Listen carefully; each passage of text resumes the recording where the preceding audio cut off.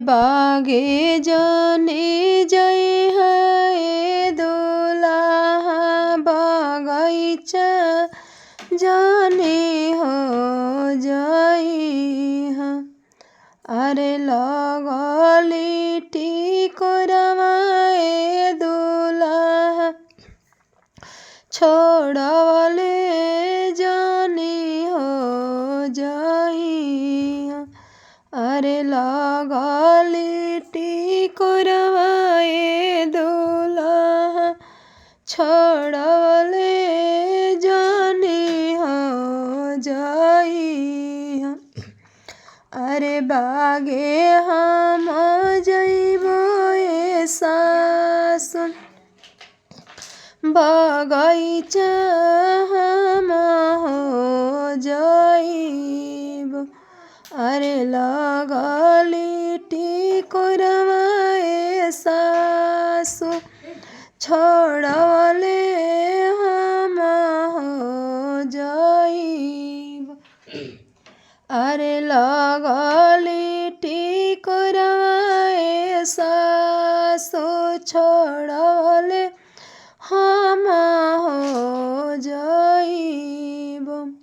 अरे माड़ो जाने जई है दुल्हा कोहबरवा जाने हो जाई है।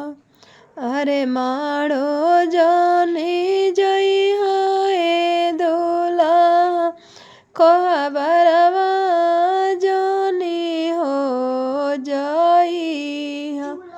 अरे पोसल पालल धियावा ए दुल्हा बियहले जाने हो जाई है। अरे पोसल पालल धियावा ए दुल्हा बियहले जाने हो जाई है।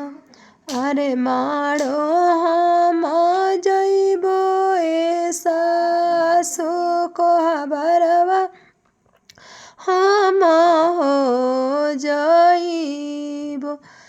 अरे पोसल पालल धियावा ए सासु बियहले हम हो जाइबो।